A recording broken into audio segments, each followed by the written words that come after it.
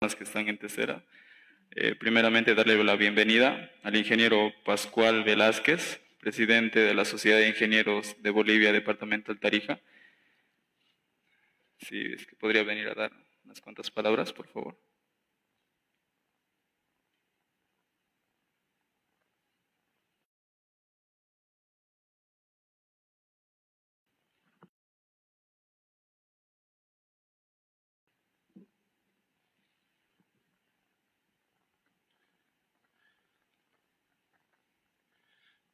Bueno, muy buenas noches a todos los presentes. En primera instancia quiero saludar a nuestro decano de la Facultad de Ciencias y Tecnología, el ingeniero Navía, también a nuestra vicepresidenta, la ingeniera Alejandra Zurita, y a nuestro ex rector, el ingeniero Gandarillas. Un saludo especial también para los miembros de nuestro directorio, para la presidenta, la flamante presidenta del Colegio de Ingenieros Ambientales, la ingeniera Ivette, docentes de la universidad, estudiantes, colegas de la CIP que son parte del equipo técnico que viene trabajando ya bastante tiempo en el tema de las normativas 246, 132, que básicamente hablan de la participación de la ingeniería en las construcciones.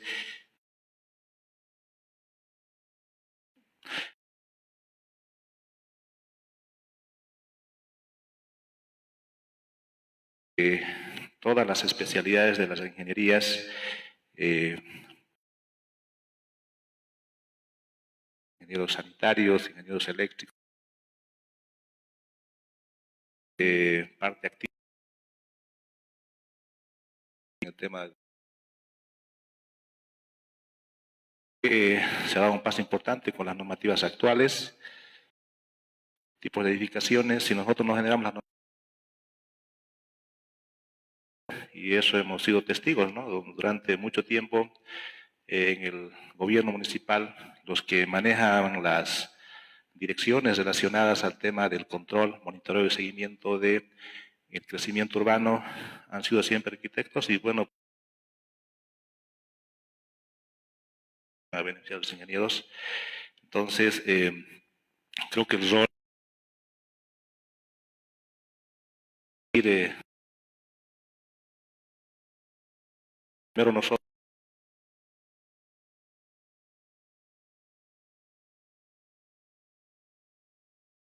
generemos tantísimo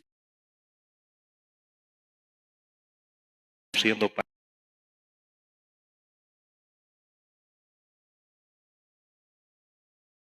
casas en nuestros las bondades de la ingeniería.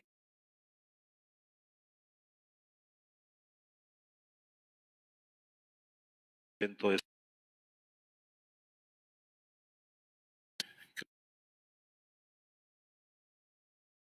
se debe para que hagamos de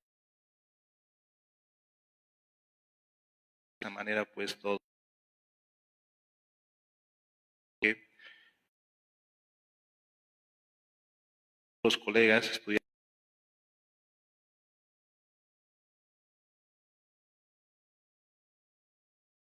porque el tema de la inversión pública ha bajado bastante y ahí era donde trabajaban la mayor parte de los ingenieros, pero ahora eso ya no es como era antes y por lo tanto pues el mercado laboral en la parte pública ha bajado mucho y creo que es tiempo de crecimiento urbano de la ciudad. Así que felicitar a la sociedad científica a través de su presidente César por la voluntad y el empeño que lo ha puesto y tenemos que seguir haciendo más eventos como estos. Muchas gracias.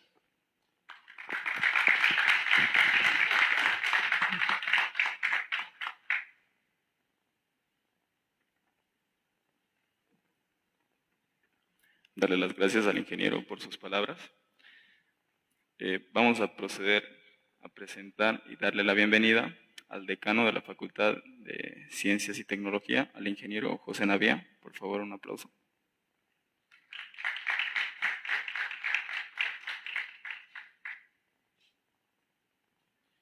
Buenas noches a todos los presentes. En primer lugar, un saludo al ingeniero Pascual Velázquez, presidente de Ingenieros de Bolivia. Al ingeniero Gonzalo Candarillas, ex rector de nuestra universidad, colegas, invitados especiales, estudiantes. Una satisfacción participar en este tipo de eventos porque nos estamos actualizando en cuanto a los nuevos bolivianos. Espero que esta semana sea muy fructífera y el día viernes todos salgamos conociendo lo que son las normas bolivianas para no tener ningún problema. Les deseo éxito, que les vaya bien y el día viernes estamos festejando que tenemos un grupo de estudiantes que conocen bien las normas para poder aplicar en beneficio de la sociedad. Muchas gracias.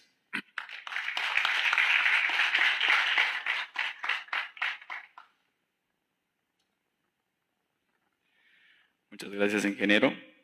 Les invito a levantarse para que podamos entonar las sagradas palabras del himno a Tarija.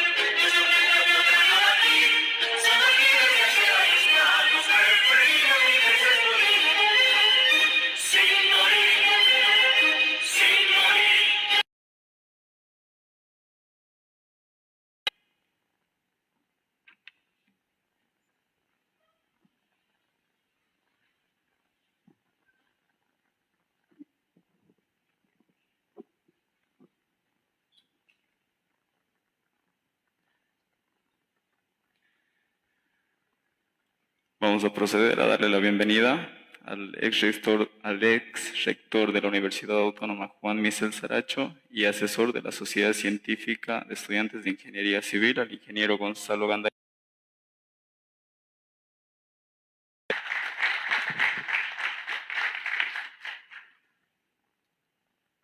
Muchísimas gracias, muy buenas noches. Ingeniero Pascual Velázquez, presidente de la Sociedad de Ingenieros de Bolivia, filial Tarija. Ingeniera Alejandra Zurita, vicepresidenta de la misma institución. Estimado gran profesional y amigo, decano de la Facultad de Ciencias y Tecnología, ingeniero José Navía Ojeda. Querido presidente de la Sociedad Científica de Estudiantes de Ingeniería Civil, estudiante César Gudiño, queridos participantes y de manera muy particular a aquellos que harán uso de la palabra para poder actualizarnos en lo que significan las normativas. Señor presidente del Colegio de Ingenieros Eléctricos, estimada Teresa Reinaga, una sanitaria de mucha trayectoria, y por supuesto a nuestros queridos ingenieros, exalumnos, que ahora están dando la talla por hacernos realmente ese equipo novedoso que nos va a dar a conocer lo que significa la normativa. Y se dice muy fácil, normativa o tal vez estructuras de edificación y obras públicas, pero cuando entramos nosotros al sumum de lo que significan las normativas, nos encontramos con un número innumerable de artículos que significan cada uno que debemos de llevar por delante la seguridad y el confort. Desde lo que significa las tomas de agua, la distribución, el manejo de las aguas pluviales y, por supuesto, todo aquello que entra en las estructuras de edificación. La ingeniería eléctrica, la ingeniería sanitaria, el agua potable y, por supuesto, lo que significa el cálculo estructural. Qué grande se va haciendo cuando nosotros pensamos en todo este número de articulados que debemos de cumplirlos con el único propósito de ser buenos ingenieros. Y creemos que de repente en 4 hojas de lo que significa una ley se puede decir tantas cosas como lo que significa una normativa. Tardaron más de 10 años en sacar la Ley 1225 del hormigón armado y aún tenemos algunas normativas bolivianas que no han sido actualizadas. ¿Qué decir de otras que todavía seguimos aplicando, como en el caso del hormigón preesforzado, aplicando normativas extranjeras, por lo difícil que es elaborar una normativa? Y hoy tenemos un equipo de jóvenes profesionales que nos van a dar a conocer. Un gran desafío de la sociedad científica, un gran desafío poder haberse acercado a la Sociedad de Ingenieros de Bolivia y poder decirles: no queremos ser ingenieros de escritorio, queremos ser ingenieros como ustedes que construyeron, como ustedes que hacen patria, como ustedes que generan desarrollo. Yo creo que dentro de muy poquitos días, cuando llegue el viernes, ustedes tendrán ese plus para poderse incorporar en el mercado laboral. Ustedes podrán decirle: ahora sí sabemos de qué se estaba hablando cuando el ingeniero Navía hablaba de hidrología o cuando el ingeniero Gandarillas hablaba de estructuras.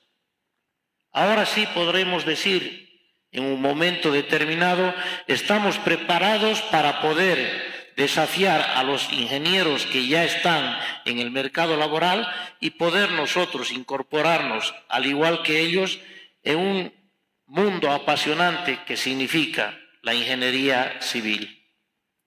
Quiero agradecer a la Sociedad de Ingenieros de Bolivia y particularmente agradecer por el desafío a la Sociedad Científica de Estudiantes de Ingeniería Civil. Lo dijo muy bien el ingeniero Pascual: no desmayen.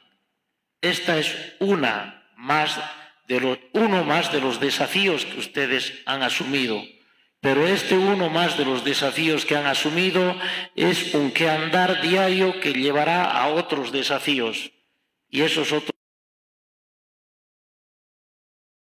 de nosotros y de...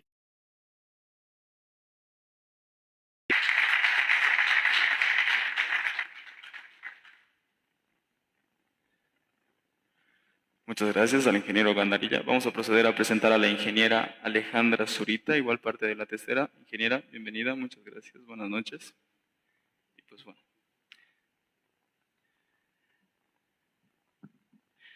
En el día de hoy, a los ponentes voy a presentar al ingeniero Pablo Mauricio Orellano, al ingeniero Eufronio del Río y al ingeniero Yasmani Santiago Arias Martínez. Por favor, un aplauso.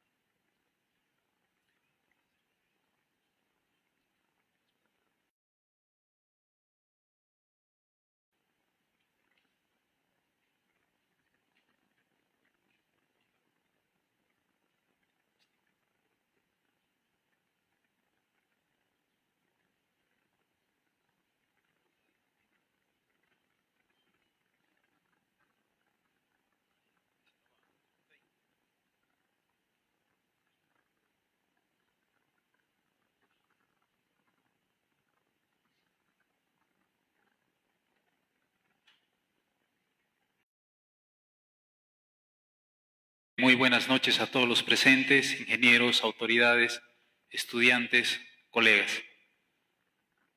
Primeramente, yo voy a hablar lo que son los antecedentes de la Ley Municipal 132 y la Ley Municipal 246 y sus reglamentos. En el año 2010 se aprueba el Plan Municipal de Ordenamiento Territorial por el Gobierno Autónomo Municipal de Tarija. El documento se denomina abreviadamente el PEMOT, ¿no? Al no existir una normativa que reglamente las edificaciones en altura, el Consejo Municipal decide trabajar una ley específica para este tipo de edificaciones, ¿no? En esos momentos no se contaba ni con requisitos de ingeniería ni con requisitos arquitectónicos, entonces se comienza a trabajar en la Ley de Edificaciones en Altura, la misma que en fecha 21 de septiembre de 2017 el Consejo Municipal aprueba la Ley número 132 de Edificaciones en Altura. 2017. De la Ley 130 en su artículo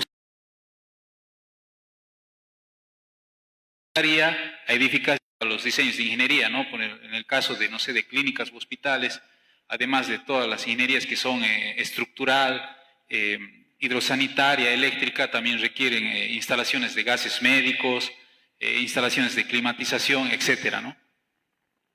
Y la definición del artículo 5 indicaba lo siguiente: edificación en altura es la construcción de uso residencial, multifamiliar, donde existen áreas de propiedad común tales como escaleras, pasillos, ingresos, parqueos y otros, además de incluirse ambientes para oficinas de servicios de turismo, comercio y otros. Comprende desde el cuarto nivel del proyecto de edificación hasta la altura máxima permitida. En el año 2020, la Sociedad de Ingenieros de Bolivia Departamental Tarija conforma una comisión con los colegios de especialidad para realizar una propuesta de modificación a la ley número 132, procediendo a la revisión de toda la normativa vigente que tenga que ver con la construcción de edificaciones a nivel nacional.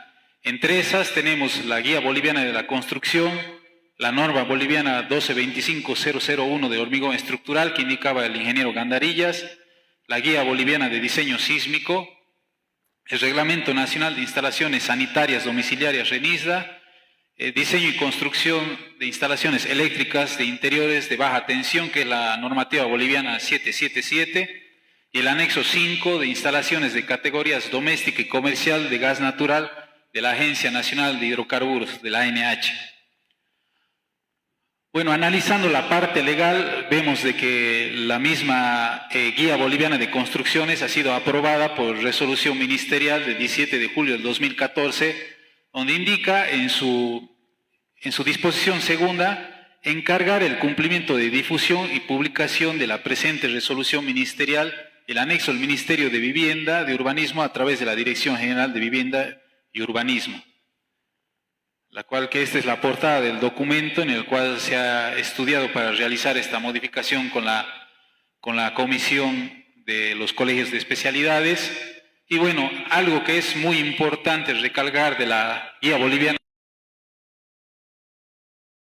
es de que ya se tenía una clasificación por tipología, por superficie y los proyectos obligatorios que deben contener un proyecto de este tipo, inclusive hasta los responsables de la obra, ¿no? Dentro de las tipologías está la de interés social, la simple, la mediana, la medianamente compleja, la compleja y las edificaciones especiales según su grado de molestia de acuerdo a la ley 1333 de medio ambiente. Donde, por ejemplo, si vamos a una vivienda compleja, los proyectos obligatorios son anteproyecto, arquitectónico y bueno, el resto son diseños de ingeniería, ¿no? El estructural, hidrosanitario, eléctrico, gas, sistema de prevención contra incendios y termomecánica. Y luego los proyectos específicos, sismo resistente y los responsables de la obra, ¿no? Esto nos habla, se clasificaba una tipología compleja a edificaciones mayores a 1000 metros cuadrados de superficie cubierta.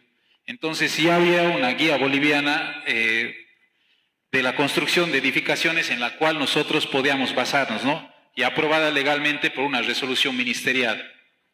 Posteriormente, se estudió la norma boliviana 1225.001 de hormigón estructural, que ha sido, mediante una resolución ministerial del Ministerio de Obras Públicas, aprobada la número 172, el 10 de septiembre del año 2020, donde indica en su disposición segunda, la presente resolución ministerial es de aplicación obligatoria a nivel nacional, tanto en el proyecto diseño, control y construcción de las obras de hormigón estructural públicas y privadas. Las disposiciones señaladas en la presente resolución ministerial surtirán sus efectos una vez la misma sea elevada al rango de decreto supremo. Luego tenemos la Guía Boliviana de Diseño Sísmico, también resolución ministerial 177 del Ministerio de Obras Públicas del 10 de septiembre del 2020. La disposición primera, aprobar la Guía Boliviana de Diseño Sísmico en sus 12 títulos y 3 anexos que en adjunto se encuentran y forman parte integrante de la misma. El Ministerio de Obras Públicas, Servicios de Vivienda, a través del Viceministerio de Vivienda y Urbanismo, es el encargado de la aplicación y difusión de la presente resolución ministerial. Luego también hemos analizado el Reglamento Nacional de Instalaciones Sanitarias Domiciliarias, donde también está aprobado mediante una resolución ministerial número 230 del Ministerio de Medio Ambiente y Agua del 13 de septiembre del 2010. Resuelve aprobar el Reglamento Nacional de Instalaciones Sanitarias Domiciliarias, que anexo adjunto formará parte integrante de la presente resolución ministerial. El mismo deberá ser aplicado obligatoriamente en todo el territorio nacional por las instituciones y los profesionales del sector en el diseño de instalaciones sanitarias domiciliarias. Posteriormente se ha analizado la normativa boliviana 777, que es el diseño y construcción de instalaciones eléctricas interiores en una baja tensión, y el anexo 5, instalaciones de categorías doméstica y comercial de gas natural de la Agencia Nacional de Hidrocarburos, ¿no? Que resuelve en su artículo primero aprobar la actualización del anexo 5 denominado instalaciones de categorías domésticas y comercial de gas natural del Reglamento de Diseño, Construcción y Operación de Redes de Gas Natural e Instalaciones Internas, conforme a la determinación de disposición transitoria única del Reglamento de Distribución de Gas Natural por Redes, ¿no? Y el 17 de julio de 2020 se presenta el proyecto de ley de modificación al Consejo Municipal, en esos momentos su presidente, Valmoré Donoso Zambrana, a la Ley Municipal 132 de Edificaciones en Altura. Cabe recalcar que este trabajo ha sido área de los colegios de especialidad. Muy fácil modificar.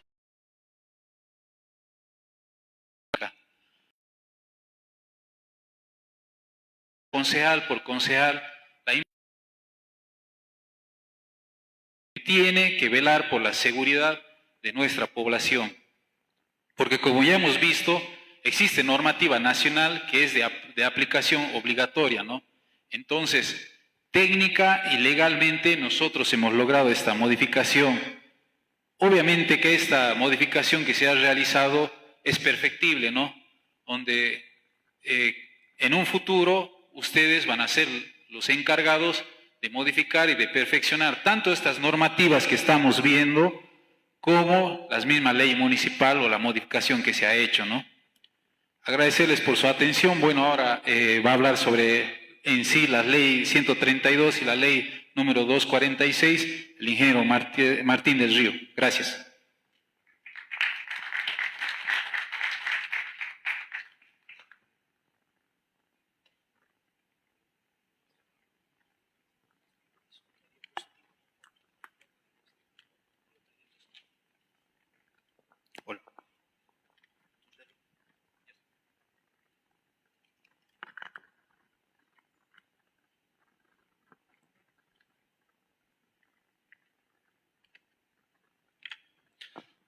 En primer lugar, muy buenas noches a todos los presentes. Como bien lo decía el ingeniero Yasmani, nosotros somos un equipo que estamos apoyando en la CID para ver el tema de normativas y las leyes municipales que nos facultan como ingenieros, ¿no? En este caso, ahora vamos a ver leyes y reglamentos para la presentación en proyectos de Tarija, ¿no?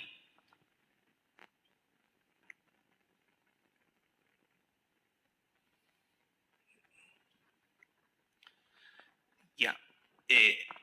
Normativa nacional, ¿no? Como lo explicaba Yasmani, la Guía Boliviana de la Construcción de Edificaciones es la ley macro, en la cual está también bajo la legislación del Ministerio de Obras Públicas y Servicios de Vivienda, del Ministerio de Viviendas y Urbanismo y Gestión 2015. Presentación. La Guía Boliviana de la Construcción de Edificaciones permite establecer preceptos y directrices, las cuales nos pueden enmarcar posteriormente para los gobiernos municipales puedan tomar determinaciones o puedan tomar las mismas normativas de acuerdo a su situación. Entre ellos tenemos pues la elaboración de sus propias normativas como municipio, contar con un sistema de valoración, establecer requisitos mínimos para la construcción o mejoramiento de edificaciones públicas o privadas, así como lineamientos para determinar responsabilidades de todas las entidades municipales en el proceso de construcción en el marco legal de sus competencias, ¿no? Hasta ahora solo algunos gobiernos autónomos están trabajando en ello, principalmente las capitales departamentales del eje troncal. En ese sentido es que Tarija también ya tiene su reglamento y tiene sus leyes municipales. Por ello, en respuesta y necesidad de la mayoría de los municipios, es elaborar, complementar, ampliar o modificar su normativa específica. El gobierno del presidente Evo Morales ha impulsado a través del comité técnico conformado por profesionales de prestigio y representación nacional, tanto entidades como privadas, y el desarrollo de la presente guía. Como introducción a esta normativa también, el diseño es el paso que se debe dar cuando se quiere llevar a cabo un proyecto, ¿no? Abarca desde la planificación a su definición de aspectos finales, también tiene su importancia aparte en el aspecto estético, radica sobre todo en el ahorro de recursos que conlleva una buena realización de este. El diseño es una etapa de la elaboración de proyectos, la misma que no cuenta con la atención necesaria de entidades operativas, tanto en el gobierno central como en entidades territoriales autónomas, TAPS, lo que desemboca regularmente en modificaciones hacia la obra, en este caso contratos modificatorios u otros, incrementando tanto el costo como el tiempo de ejecución en algunos proyectos. En este sentido, la presentación de proyectos está circunstada a una reglamentación de carácter municipal regional, siendo gobiernos autónomos municipales de las capitales del departamento los que han encargado de emitir esta normativa al respecto, que hoy en día se tiene cumplimiento pleno, ¿no? Bueno, las fases de los proyectos, en el diseño y la presentación de proyectos tenemos el inicio de la elaboración del diseño, y tenemos la etapa de elaboración de los estudios básicos de la ingeniería. También tenemos la etapa del diseño arquitectónico, la etapa de un diseño de ingenierías, en este caso hablamos de ingenierías sanitarias, el diseño estructural, instalaciones de gas, estamos hablando de infraestructuras, ¿no? También tenemos la etapa de elaboración de especificaciones técnicas, precios unitarios, presupuesto de obra. También tenemos la etapa de elaboración ya de un cronograma de obras y posteriormente un diseño de proyecto final y la elaboración del diseño en ingeniería a detalle.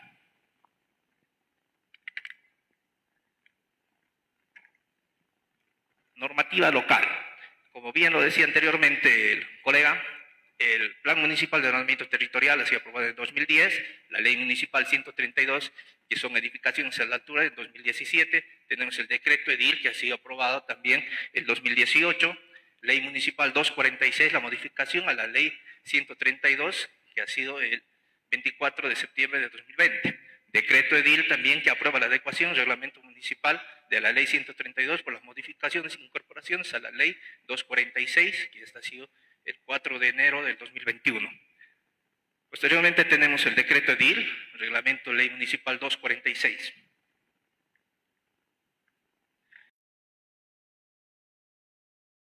actuar la mancha urbana de la ciudad de Tarija, en la cual ya se empieza a zonificar mediante la ley. Como podemos ver, a un principio de la ley 132 no tenían determinadas las zonas donde se podían hacer diferentes tipos de construcciones. Ya en la ley 246 ya se implementa aquí las referencias, que posteriormente lo vamos a desglosar cada una, que ya de acuerdo a la normativa es donde podemos hacer el uso de suelo respecto a este mapa en el municipio, ¿no? La ley municipal 132, que son edificaciones en altura. Artículo 1, el objeto. La presente ley tiene por objeto asignar el uso del suelo y los parámetros técnicos para la elaboración de diseño y edificaciones en altura en la ciudad de Tarija. Como pueden ver, el objeto es claro, ¿no? Y técnicamente se nos relaciona al rubro que nosotros estamos hoy en día y tal vez posteriormente ustedes, ¿no? Adelante. Artículo 5, en definiciones. Es esto lo que dice la ley 132, posteriormente se la modifica en la 246. Edificaciones en altura. Construcciones de uso residencial multifamiliar donde estén áreas de propiedad común tales como escaleras, pasillos, ingresos, parqueo y otros. Además, incluirse ambientes para oficina, de servicios, turismo, comercio y otros. Comprende desde el cuarto nivel la proyección de edificaciones en altura máxima permitida.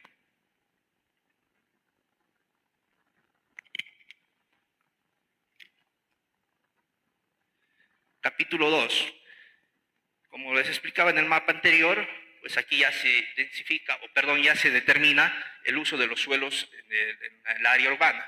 Como puedes ver, ya tenemos zonas patrimoniales, zonas de alta densidad, tenemos zonas de media densidad, de baja densidad, comerciales, administrativas, servicio mixto de automotor y de más explícito, en el cual ya en base a la normativa podemos, de acuerdo a esta zonificación, podemos establecer la estructura que está permitida en esa área.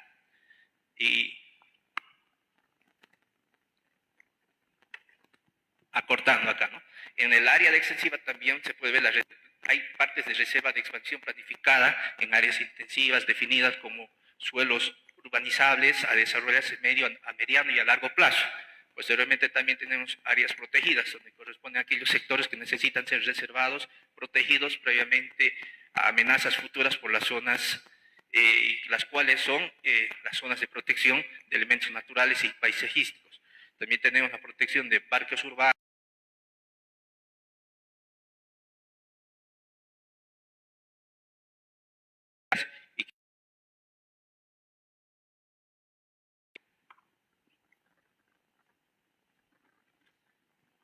en el artículo 7, como podemos ver, son los parámetros de diseño de edificaciones. Los parámetros para la edificación en edificaciones en altura nos permite, según la norma, como tenemos el cuadro aquí, podemos observar el perfil de vía. Tiene que ser una vía de entre 11 a 16 metros con una superficie mínima entre 300 a 499.99 metros cuadrados. El nivel de construcción sería un 4, ¿no? 4 niveles. Posteriormente tenemos de 16 a 20 metros, varía ya el área de superficie, y posteriormente ya los que son de perfil de vía, estamos hablando de 30 metros o más adelante, ya con una superficie mínima de 1000 metros cuadrados y un nivel de construcción de 10 pisos. Entonces, como pueden ver en esta tabla, hay que trabajar en ella para actualizar, porque según la norma no podemos hacer edificaciones arriba de 10 pisos.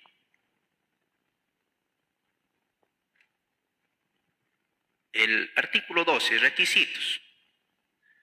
Como requisitos, en este artículo podemos ver los planos de diseño arquitectónico. Obviamente estos tienen que ser elaborados por el perfil, que en este caso un arquitecto. Significa que esté pues colegiado y esté activo, ¿no? Posteriormente pues tenemos el cálculo de diseño estructural, hidrosanitario, eléctrico, con estudio de suelos también, y esto también generado ya por un ingeniero. Es lo que estamos según la norma, ¿no?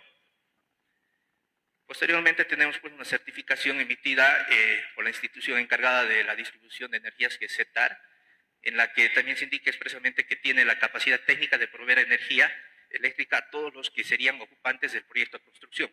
Entonces este trabajo también se elabora por ingenieros eléctricos y obviamente que estén activos, ¿no?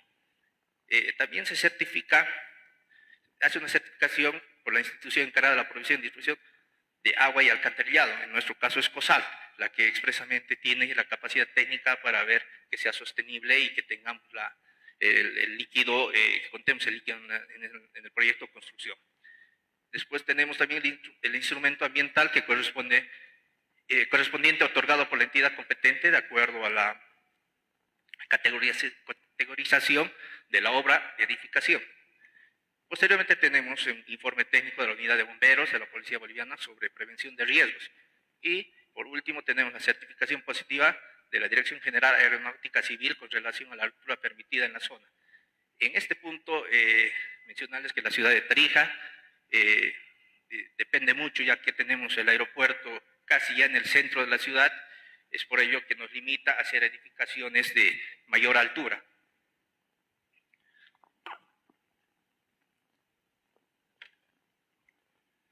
Ley Municipal 246, modificación a la Ley Municipal 132. Como anteriormente lo explicaba Yasmani, pues el objeto es el mismo, pero en este tema se modificó el artículo 5 en definiciones, que la edificación en altura y edificación. Edificación en altura. Construcción de uso residencial multifamiliar, ambientes para servicios de salud, educación, turismo, comercio y otros, pudiendo existir áreas de propiedad común competentes desde el cuarto nivel del proyecto de la edificación hasta altura máxima permitida según norma. Edificación. El concepto de edificación es la construcción en general destinada a servir a un espacio para el desarrollo de actividades, servicios de salud, educación, comercio, recreación, vivienda y otros. Y en el artículo 12 modificamos lo que son los requisitos. La entidad general de ordenamiento territorial por la aprobación de planos de edificaciones en altura en el marco de los parámetros establecidos en el artículo 7 de obligación deberá elegir los siguientes requisitos. Como anteriormente les explicaba, el plano arquitectónico elaborados por un arquitecto y las demás, el diseño de ingenierías elaboradas por un ingeniero. Que obviamente estos pasan a ser visados por la CIP. En este caso, la CIP deriva al colegio correspondiente en el tema de diseños eléctricos, al Colegio de Ingenieros Eléctricos, en el tema de planos estructurales, a los ingenieros civiles, y lo propio en el tema hidrosanitario. La incorporación, en el artículo 3, se incorporan los numerales 17 y 18 del artículo 5 de la Ley Municipal 132, edificaciones en altura, con el siguiente texto, artículo 5, definiciones, el visado. En la validación que se da al profesional proyectista está habilitado mediante su registro en el Colegio de Arquitectos o Sociedad de Ingenieros de Bolivia, SIP, según corresponda el proyecto que haya sido revisado y autorizado. Anteproyecto, un conjunto de trabajos anteriores al proyecto definitivo en una obra de arquitectura o ingeniería que podrá ser aprobado con tiempo corto en la entidad general de ordenamiento territorial. El decreto edil 043-A/2020, los reglamentos municipales 246, modificación a la ley municipal 132, edificaciones en altura, corresponde a la siguiente tabla de clasificación de edificaciones en altura. Como podemos ver aquí, ya tenemos una tipología, tenemos una edificación, la superficie, una altura y los proyectos obligatorios que se exigen de acuerdo al trabajo. En este caso, mayor a 12.5 metros o con más de 3 niveles, se tiene que presentar pues ya un plano arquitectónico, un estructural, un eléctrico, hidrosanitario, una instalación de gas y contra incendios, un plan de contingencia, una memoria descriptiva, también especificaciones técnicas y otro tipo de proyecto de acuerdo a la especificación en edificaciones en altura. Continuamos con la tabla de la ley 246, que es la modificación a la 132, y tenemos ya subdividida también, ya vamos ya con el tema de superficies, ¿no? Acá tenemos superficies de 300 metros cuadrados, superficie construida. En altura tenemos una limitación de 7 metros equivalentes a una planta baja o planta alta. De 0 a 300 metros significa que se tiene que presentar para el visado y para la revisión el plano arquitectónico estructural con estudio de suelos. Normalmente el estudio de suelos se recomienda hacer, ya que son en superficies de 300 metros, un solo punto, el nivel esquemático, en este caso no se hace un diseño, se hace un nivel esquemático de las instalaciones de gas, la instalación eléctrica, hidrosanitaria. Posteriormente, a la siguiente tabla ya tenemos hasta 600 metros cuadrados de superficie, entonces ahí sí ya se exige que se haga el plano arquitectónico, el plano estructural con estudios de suelos, y a todas estos diseños, el diseño de gas, eléctrico, hidrosanitario, una memoria descriptiva del proyecto y el proceso de obra. Eso significa un plan de trabajo, un plan de contingencia. Esto ya es exigible hasta los 600 metros cuadrados. Posteriormente tenemos de 600 metros cuadrados de superficie construida y una altura. Aquí tenemos una diferenciación entre alturas 12.5, la cual equivale el mismo prospecto de presentar los proyectos obligados, son similares, como podemos observar. Posteriormente tenemos ya una clasificación 3, que es una construcción en general destinada a servir como espacio para desarrollo de actividades de servicios de salud, educación, comercio, recreación, vivienda y otros. De 600 metros hasta 1000 metros cuadrados de superficie construida, se exige también todo lo anterior.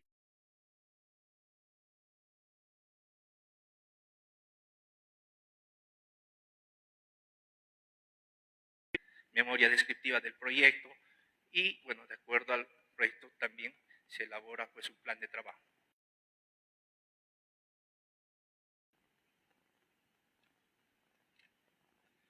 Posteriormente tenemos ya la clasificación 4, que ya es, como podemos ver aquí, mayor a 1000 metros cuadrados de superficie construida.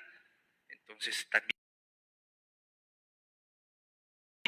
de acuerdo a la normativa, posteriormente para cualquier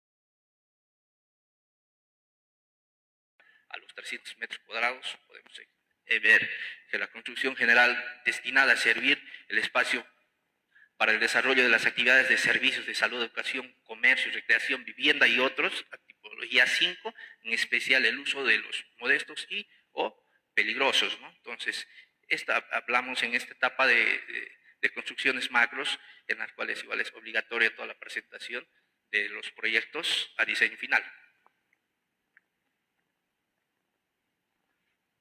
Posteriormente, esto ya tenemos en resumen a los diseños necesarios de un proyecto en edificaciones, pues tenemos el diseño arquitectónico, el proyecto estructural, el proyecto hidrosanitario, el proyecto de instalaciones a gas, una memoria descriptiva del proyecto en obra, un plan de trabajo y un plan de contingencia, que cada uno de estos puntos pues, lo va a explicar el ingeniero Pablo posteriormente.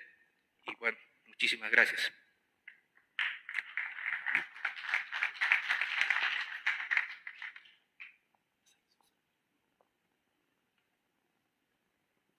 Muy buenas noches a todos, soy el ingeniero Pablo Orellano y vamos a continuar con la exposición del ingeniero Martín. Bueno, recalcar unos puntos, ¿no? Como decía el ingeniero, la ley 132 vino a salvar un vacío, ¿no?, que existía cuando se hizo la planificación, el PEMOT. Como decía el ingeniero Yasmani, el PEMOT se aprobó en el 2010, pero no había una reglamentación para la construcción. Entonces, a través de la ley 132, pues ya se pudo regular un poco, ¿no?, el tema de la construcción y la presentación de proyectos, pero solamente tenía concebido como edificaciones en altura a las construcciones mayores a 3 pisos, ¿no? Cuando ya tenían el 4º piso, recién se solicitaban los estudios de ingeniería. Pero, como él explicó, el ingeniero Yasmani, a través de la normativa nacional se pudo regularizar este tema, ¿no? En realidad, todos los proyectos ingenieriles y, bueno, de construcción, cualquier proyecto de construcción de mayor o de menor envergadura, pues tiene que presentar unos proyectos, ¿no?, de ingeniería, aparte del arquitectónico, ¿no? Obviamente, cuando nosotros concebimos un proyecto, lo primero que se tiene que hacer, en el caso del que estamos hablando ahora, que se está regularizando todas las viviendas, ¿no? Lo primero que se tiene que tener es una necesidad de salvar la necesidad habitacional, ¿no? 4 personas, pues ellos tienen que ver la necesidad de salvar a esa familia, ¿no? O sea, serían los padres, una habitación, 3 o 4 hermanos que tengan, o hijos que tengan, también tendrían que tener baño, tendrían que salvar toda la situación familiar, ¿no? El segundo paso que viene después de la arquitectura viene a ser tener un proyecto, ¿no?, de ingeniería. Y el proyecto de ingeniería tiene que venir a brindar seguridad estructural a la familia, ¿no? También seguridad hidrosanitaria, brindarles agua potable, brindarles luz, brindarles gas, toda la comodidad y confort para que esa familia pueda vivir tranquila, ¿no? Entonces, basados en este aspecto, es que como Sociedad de Ingenieros de Bolivia se planteó la ley 246, que ahora está en vigencia, ¿no? Y nosotros estamos tratando de socializar y concientizar a toda la población profesional y también los que no son partícipes mismos de la construcción, ¿no? También todos tienen que saber que la importancia que tienen todos los proyectos ingenieriles, ¿no? Y bueno, continuando como ingenieros de Bolivia, a través de haciendo cumplir la ley 246, nosotros solicitamos los proyectos ingenieriles para poder realizar el visado, ¿no? La CIP Tarija realiza el visado de los proyectos a ser parte, bueno, viene a ser hecha por los colegios de especialidad. En el tema del proyecto estructural, la CIP visa al proyectista que sea un ingeniero titulado y que tenga un registro para que pueda cumplir su labor dentro del territorio nacional. Y el Colegio de Ingenieros Civiles realiza la verificación del proyecto. ¿Qué quiere decir esto? Que realiza la verificación de que se estén cumpliendo las normativas nacionales para realizar el cálculo estructural. Realiza la verificación del proyecto hidrosanitario. En el proyecto de instalaciones de gas, y la verificación. Bueno, aquí me faltó colocar el proyecto eléctrico. El proyecto eléctrico es realizada la verificación a través del colegio de especialidad, que es el Colegio de Ingenieros Eléctricos y Electromecánicos de Tarija. Y bueno, la memoria descriptiva y el plan de contingencia son dos capítulos que están enmarcados en la ley 246 y nosotros no realizamos exactamente el visado, pero verificamos que el profesional esté legalmente establecido en Bolivia y pueda ejercer la profesión, ¿no? Cabe recalcar que todas las verificaciones y los visados pues vienen a brindarle seguridad a todo propietario, ¿no? Porque si bien antes se cumplía con un proyecto arquitectónico, pues el proyecto arquitectónico no era exactamente con el único proyecto con el que podemos construir, ¿no es cierto? Pues tiene que estar representado cuánto acero va a colocar, cuánto hormigón va a ingresar, qué tipo de fundación va a colocar. Para eso tiene que tener un estudio de suelos, tiene que realizar el dimensionamiento estructural, luego verificar ese dimensionamiento a través de un cálculo estructural. Entonces, esas funciones se han implementado. Ahora les voy a dar un pantallazo de lo que nosotros solicitamos en la CIP para poder realizar el visado y la verificación de los proyectos, según la ley 246. Como les explicaba, primero viene a ser el diseño arquitectónico, ¿no? Que viene a servir a necesidad, como les decía, de espacios habitables para el ser humano, ¿no? Y que en esta situación vendría a ser la construcción de las viviendas, de edificaciones, de condominios, ¿no? Una vez realizado el diseño arquitectónico, pues sería ellos nos lo pasan, por decirlo así, a un ingeniero especialista en el cálculo estructural.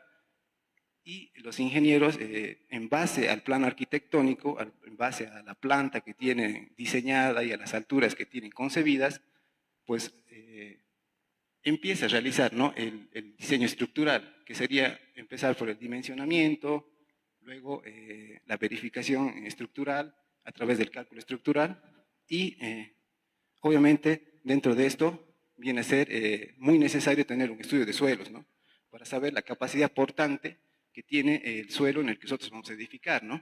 Ahora, como les decía, este es el contenido mínimo de visado de proyectos estructurales. Nosotros ya manejamos reglamentación aquí en Tarija para dar a cumplir la ley 246 y para solicitar los requisitos mínimos para la verificación, ¿no?, de proyectos. lo que está descrito aquí es lo que solicita mínimamente la reglamentación para presentación y visado de proyectos estructurales, ¿no?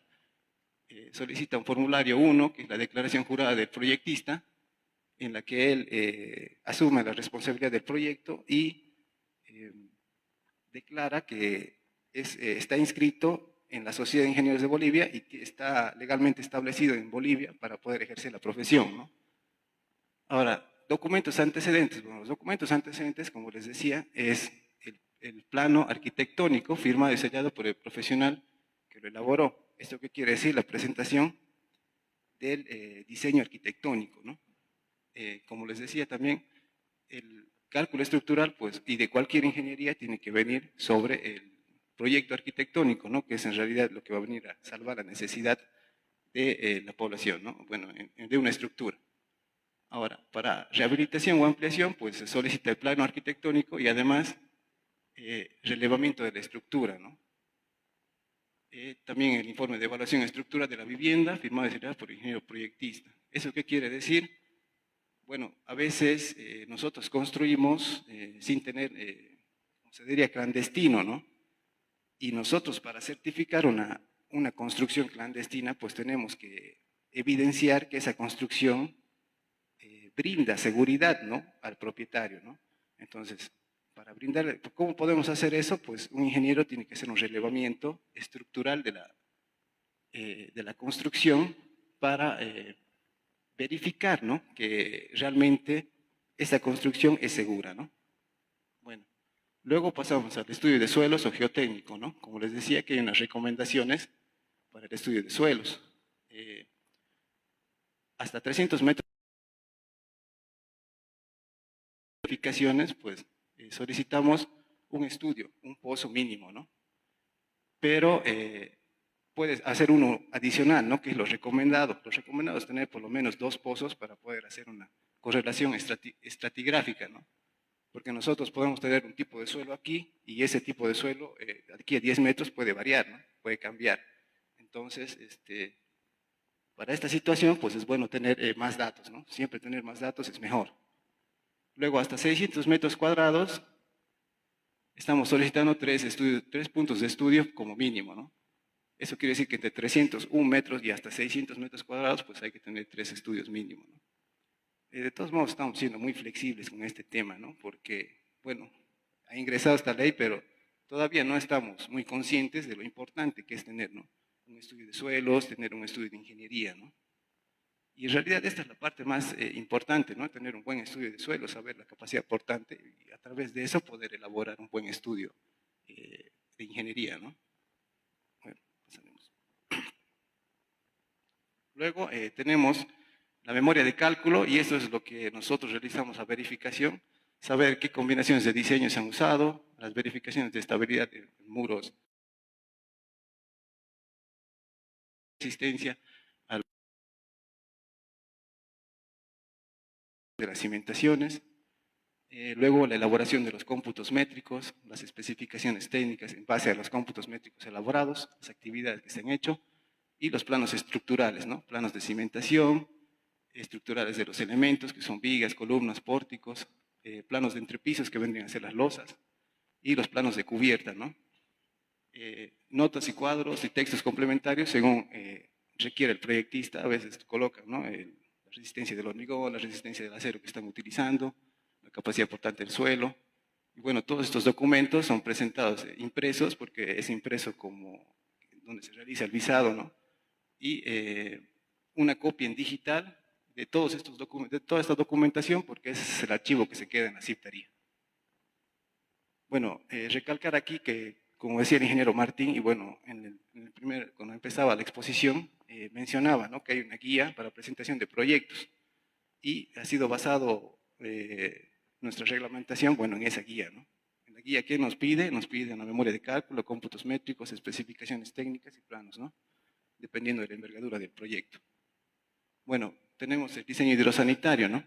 Para el diseño hidrosanitario venimos a solicitar en formulario 2, que es una declaración jurada para proyectos hidrosanitarios, los documentos antecedentes que vienen a ser el plano arquitectónico, sobre el que también se tiene que trabajar ingeniería hidrosanitaria, Bueno, esos son los documentos antecedentes. Lo mismo, ¿no? Si es que tuviéramos una construcción que fuera clandestina y queremos regularizarla, pues tiene que ser el relevamiento de las instalaciones hidrosanitarias, ¿no? Porque si bien nosotros podemos construir como albañil o como cualquier técnico en construcción, pues si nosotros no tenemos un plano representativo de por dónde vienen las líneas hidrosanitarias, pues realmente no sabemos, ¿no? Por dónde están yendo, ¿no? Si yo quisiera, por decirles, agujerear mi pared y colocar una televisión, pues habría mucha probabilidad de poder dañar una cañería de agua o una cañería de gas o una cañería eléctrica, ¿no? Esa es una seguridad que nunca vamos a tenerla, ¿no? Entonces hay que realizar ciertas pruebas, ¿no? Para ver estancamientos o otros temas en las cañerías hidrosanitarias, ¿no? Bueno, solicitamos como memoria de cálculo la descripción del inmueble, la ubicación, número de plantas, el uso que se le va a dar, ¿no? El cálculo de dotación diaria y mensual dependiendo del proyecto para la vivienda, sistema de agua potable y red contra incendio dependiendo de la envergadura del proyecto, el sistema de desagüe sanitario y el sistema de desagüe pluvial, ¿no? Obviamente pedimos los cómputos métricos, especificaciones técnicas y los planos hidrosanitarios, ¿no? Los planos, lo mismo, ¿no? Solicitamos los planos de agua potable, fría y caliente, si es que tuvieran. Ahora todos tenemos, ¿no? Fría y caliente. Planos de instalación de sistema de desagüe pluvial. Y como les mencionaba, aquí hacemos la misma verificación, ¿no? La verificación de que estos diseños y estos cálculos estén basados dentro de la normativa nacional vigente, ¿no? Como decía el ingeniero, está RENISDA, está la NB 688, la NB 6889, y luego también realizamos el visado y verificación del diseño eléctrico. Bueno, esto ya lo realiza un ingeniero eléctrico, pero solamente les voy a dar la noción de lo que vienen a plantear, que es garantizar la correcta distribución de energía, ¿no? En una edificación y un acertado dimensionamiento de tuberías y cableado para los aparatos eléctricos. Bueno, esto ya va como una recomendación, ¿no? Porque a veces podemos utilizar de memoria un diámetro de tubería conduit para colocar los cables, pero bueno, en realidad cuando vamos a ver la solicitación que necesitamos, pues puede ser que necesitemos un cable mucho más grueso del que nosotros hayamos concebido, ¿no? O el que tengamos experiencia. Y ese cable pues tal vez no vaya a ingresar de la misma manera por el tubo que hayamos dejado planificado, ¿no? Entonces eso es una repercusión en la obra, ¿no? Bueno, el contenido del visado de proyectos es una nota solicitada al visado, formularios dentro del Colegio de Ingenieros Eléctricos y Electromecánicos de Tarija, el formulario 1 y 2, fotocopia de carnet de propietario, memoria descriptiva de ingeniería del proyecto, que es la memoria de cálculo, en la cual se pide el cálculo de la demanda máxima, los volúmenes de obra, los planos de diseño, planos de iluminación, toma corrientes, puesto de transformación si fuera necesario, y un diagrama unifilar, ¿no? Eso está enmarcado dentro de su propia reglamentación, ¿no? Ahora tenemos el diseño de instalaciones de gas.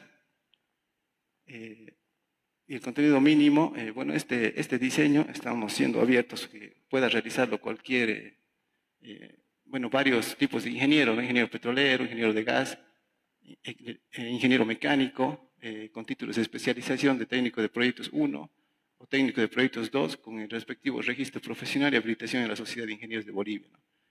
Para instalaciones industriales, pues, son casi los mismos profesionales, menos el técnico de proyectos 1, que solamente está avalado para instalaciones domiciliarias. Tenemos la presentación de memoria descriptiva, memoria de cálculo, planos y planillas, especificaciones técnicas y cómputos métricos y o mediciones. Luego, aquí voy a dar una pequeña explicación de lo que solicitamos en la memoria descriptiva, ¿no? La memoria descriptiva y el plan de contingencia, bueno, tienen que ser elaborados por cada proyectista en medida de la envergadura del proyecto en que están diseñando, ¿no?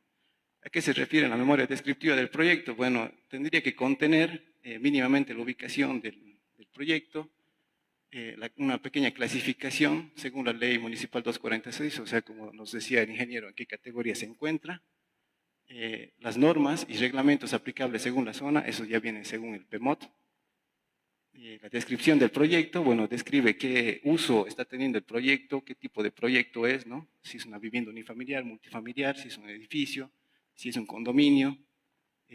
Bueno, realizan un plan de trabajo, que es un esquema de cuántos grupos van a ingresar a la construcción del proyecto, el cronograma de obra, que es el lapso de tiempo en el que están programando la ejecución, según también los grupos de trabajo que van a intervenir, los métodos constructivos y procesos de construcción que van a elaborar para el proyecto, mucho más para el propietario de cuál va a ser la concepción de su proyecto, ¿no? Que él pueda tener en cuenta cuáles son los métodos, cuál es el tiempo, cuáles son los grupos de trabajo que va a necesitar, ¿no? Que en realidad es la presentación que todo proyectista, todo ingeniero debería colocar, ¿no? Si yo voy a hacer un cálculo estructural, pues yo tengo que tener la capacidad de poder saber cuánto va a ser el costo que va a tener el propietario, ¿no? Bueno, tenemos el plan de contingencia. El plan de contingencia es el propósito. Bueno, el propósito del plan de contingencia es promover la protección del ambiente y la seguridad del personal asociado y terceros relacionados con las actividades de construcción y operación de una obra, ¿no? Es todo lo que tendría que saber el personal y el ingeniero en caso de alguna emergencia dentro del proyecto, ¿no? Si bien se nos presentan en obra, pues a veces no sabemos a qué número llamar, ni a quién recurrir, ni cuál es la forma de actuar de contingencia, ¿no? Y el plan de contingencia obviamente tendría que estar en obra, ¿no? Nosotros ponemos una lista de requisitos representativos, ¿no? Al momento de poner el plan de contingencia, ya que el plan de contingencia, como les explicaba, tiene que ser realizado por cada proyectista según la envergadura del proyecto. Tiene que tener un procedimiento ante un incendio, ¿no? Un procedimiento en caso de fuga de gas. Pero si yo no estuviera contemplando una cañería de gas, pues no, tal vez no tendría que intervenir este procedimiento, ¿no? Entonces, esto es libre, ¿no? Cada proyectista puede elaborar su propio plan de contingencia y, bueno, si nosotros tuviéramos alguna duda acerca de él, sería fácil que él nos pueda liberar de las dudas, ¿no? Y bueno, estos son los proyectos que se presentan, ¿no? En la CIP Tarija para poder realizarse el visado y la verificación, ¿no? Muchas gracias.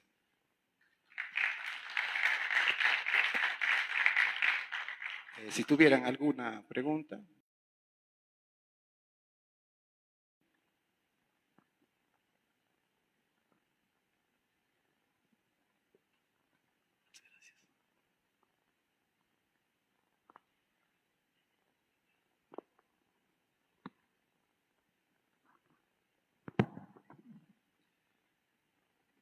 Vamos a comenzar las sesiones de preguntas. Si alguien tiene alguna consulta, puede levantar la mano.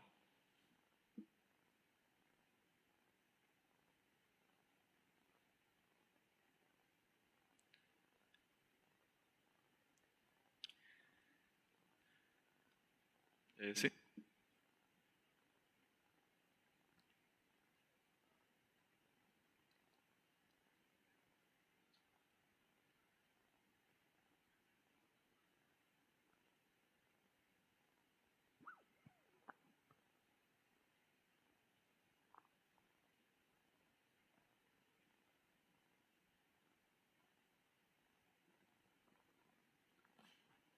Bueno, respecto a todas las normativas que hemos mencionado, nosotros la vamos a pasar en digital aquí a la sociedad científica para que cualquiera que pueda realizar una copia sea libre acceso, ¿no?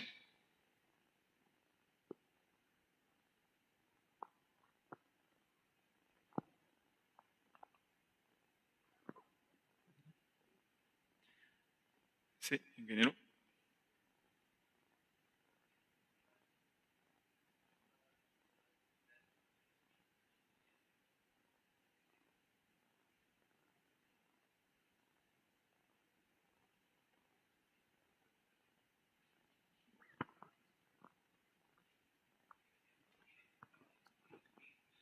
Claro, no estaba especificado, ¿no? Pero ahí dentro de la diapositiva decía ingenieros con título, ya sea de técnico de proyectos 1 o técnico de proyectos 2, ¿no? O sea, puede ser cualquier especialidad de la ingeniería, pero que tenga el título. Eso lo otorga, hay universidades que realizan los cursos, también hay aquí hay el curso en Infocal, ¿no? A nivel local, pero también hay varias universidades que otorgan ese título.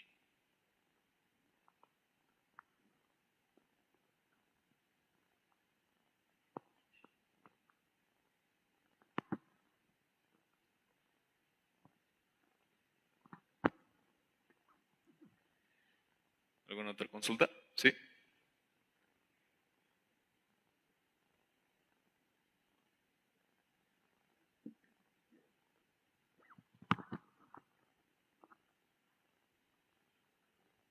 Sí, como le mencionaba, ya existe reglamentación, ¿no? Para la presentación de proyectos para visado. Esa reglamentación igual la vamos a dejar aquí junto con los archivos de las normativas para que ustedes puedan ya tenerlo, ¿no?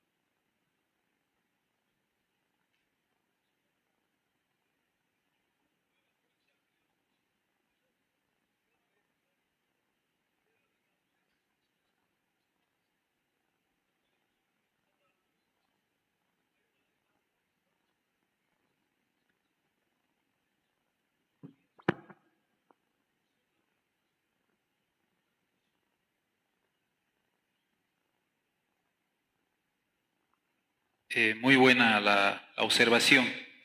Nosotros, como Sociedad de Ingenieros de Bolivia, Departamental Tarija, nos hemos involucrado sobre este tema y es tal cual como lo indica. Lastimosamente se están asentando, podríamos decir, urbanizaciones clandestinas en nuestras áreas que son productivas y eso debe llamar la atención a nuestras autoridades. Nosotros, como sugerencia dentro del plan director que se viene elaborando, que es por parte del municipio, que es la planificación de Tarija de aquí a 15 años, hemos precisamente observado este tema. Ahora, existe una limitante técnica dentro de lo que es la limitación en la edificación en altura. Corresponde al cono de aproximación del aeropuerto Oriel de Aplaza. A partir de 40 metros para arriba de la cota de la pista que tenemos en el aeropuerto, no puede haber ninguna edificación que tenga una cualquier construcción. El informe de la DGAC, que es la Dirección General de Aeronáutica Civil. Técnicamente es ese, en nuestro punto de vista, ¿no? Después, como hemos visto dentro de la ley, existen restricciones por el tema del ancho de la vía, que dice si la vía tiene cierto ancho, entonces se puede tener cierta altura máxima. En nuestro punto de vista, eso no tiene una justificación técnica o científica para decir en este lugar, o sea, porque mi calle tiene 10 metros de ancho, o sea, yo solo puedo hacer 6 o 7 pisos, digamos, eso no debería haber. Pero eso se define de acuerdo a los lugares donde se define el tipo de uso de suelo, donde se ve una área de densificación, ¿no? Ahora, lastimosamente, si nosotros se habla de un aproximado de que en la ciudad de Tarija tenemos 260.000 habitantes, nuestra mancha urbana ha sido ampliada en 2017 a más de 10.000 hectáreas. ¿Qué estamos hablando? Estamos hablando que tenemos alrededor de 26 habitantes por hectárea. Eso es demasiado bajo, ¿no? El gobierno municipal tiene que tomar políticas de densificación. ¿Por qué? Porque una ciudad sostenible se va a hacer si es que tenemos una buena densificación, porque prácticamente todo el presupuesto que se tiene se va a ir prácticamente para llevar servicios básicos a lugares muy alejados, ¿no? Entonces es una preocupación muy grande también de nuestra parte, donde nosotros hemos sugerido, con el plan director, se comienza a densificar más nuestra ciudad, ¿no? Una densificación óptima se habla entre 80 a 100 habitantes por hectárea, ¿no? Ahorita nosotros estamos con 26, que es algo muy bajo, y todavía se habla de querer ampliar todavía más la mancha urbana. El tema de atacar o de poner en riesgo todos los que es nuestra área productiva e inclusive nuestras zonas de recarga hídrica es algo muy preocupante, ¿no? Y es algo que nos tiene que preocupar a todos, porque el día de mañana, si por más áreas de zona de recarga hídrica, las soluciones van a costar muchísimo más caro y van a poner en riesgo prácticamente la dotación de agua de la ciudad, donde ya van a empezar los racionamientos, ¿no? Eso sería para responder a la pregunta. Gracias por hacerla.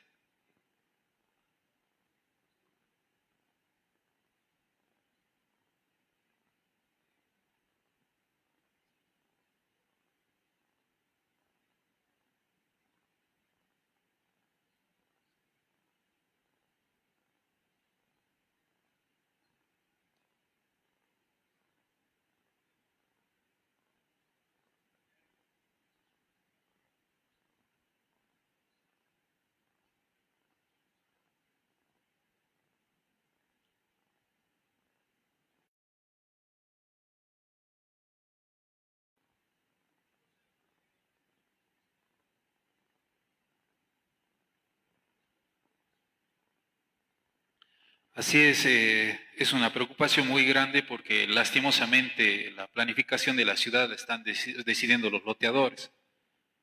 Eso es una preocupación muy grande y lastimosamente nuestras autoridades no están realizando el cumplimiento de las leyes, porque existen leyes y normativas, ¿no? Si bien existe el tema de una presión social, a precio de la presión social estamos prácticamente poniendo en riesgo el futuro de nosotros y de nuestras futuras generaciones, ¿no? Entonces nosotros, con los entes colegiados, estamos hablando de colegios de ingenieros, la sociedad de ingenieros, colegio de arquitectos, colegio de abogados, donde podamos resolver estas problemáticas, ¿no? Saber por qué no se están cumpliendo las normativas, porque también cuestionan cuando dicen, ¿por qué ustedes hablan cuando ya la cosa está hecha? Dicen, ¿no? Pero ahorita el plan director está recién en elaboración. Por eso nosotros estamos insistiendo en poder ser universidades, ¿no? Que es una parte muy importante. Entonces es preocupante también, es una preocupación de nosotros y con la Federación de Profesionales estamos coordinando para poder realizar una cumbre y poder dar solución a estos problemas que son muy álgidos para nosotros y para nuestro futuro de nuestra ciudad.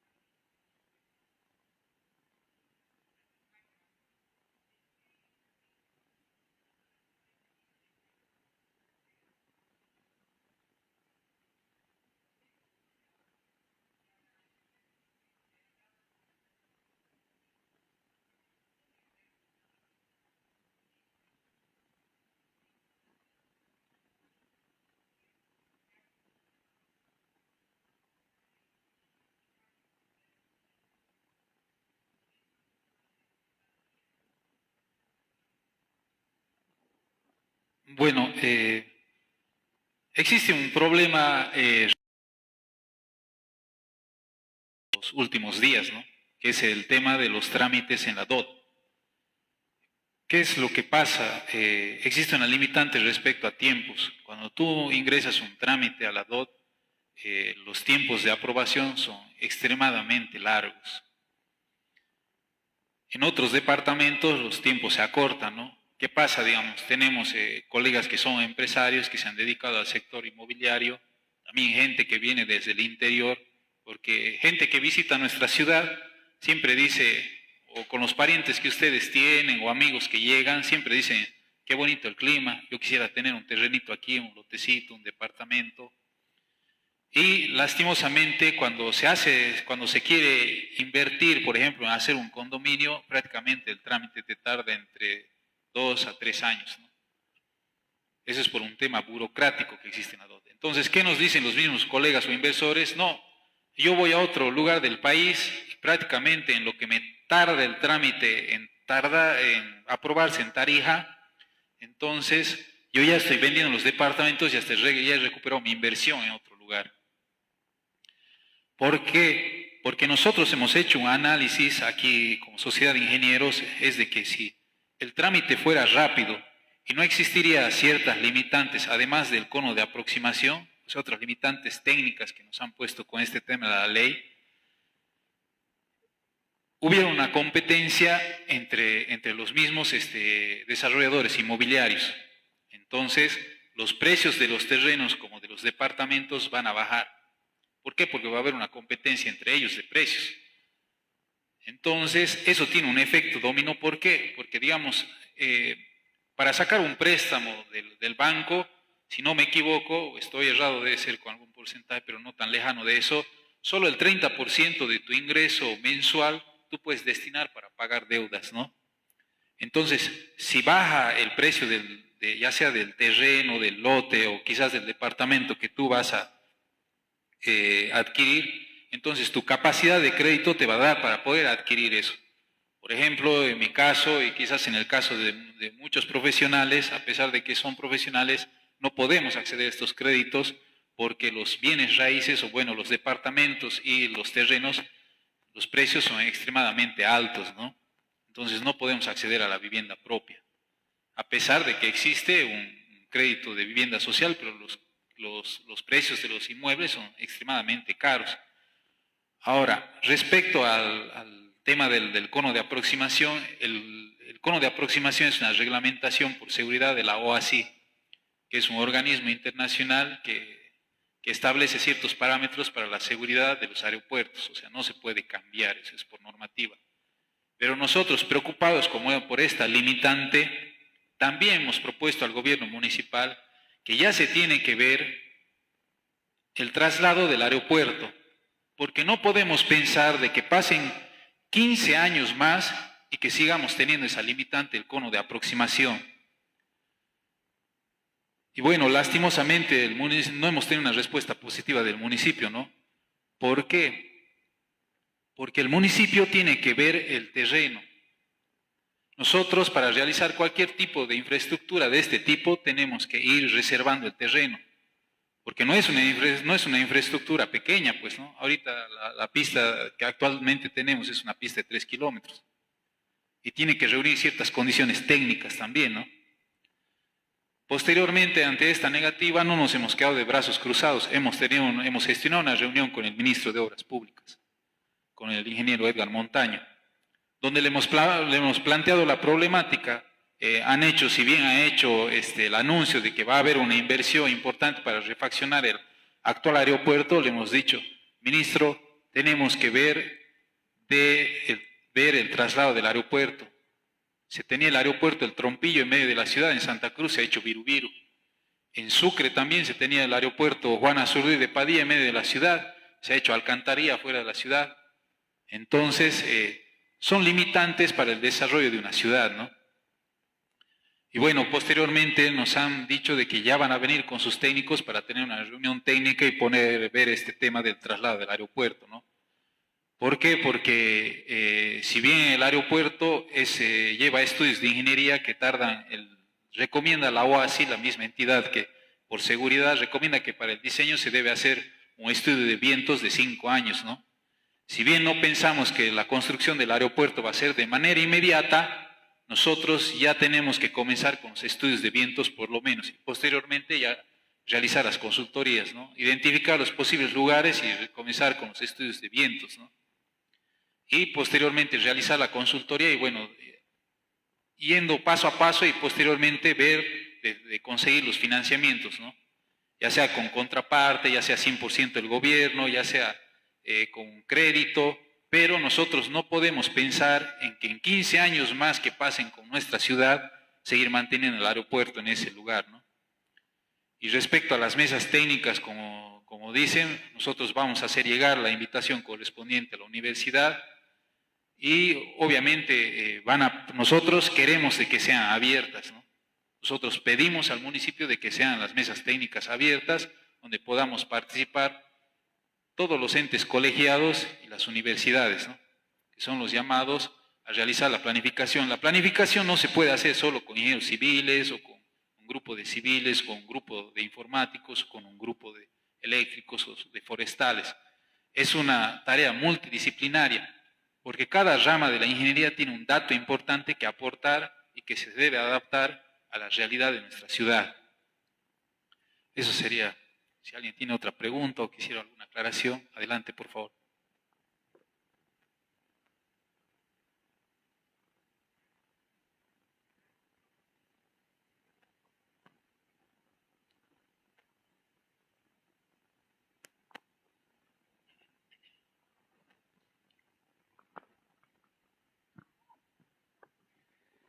Muchas gracias por la respuesta al ingeniero. Si hubiera alguna otra pregunta.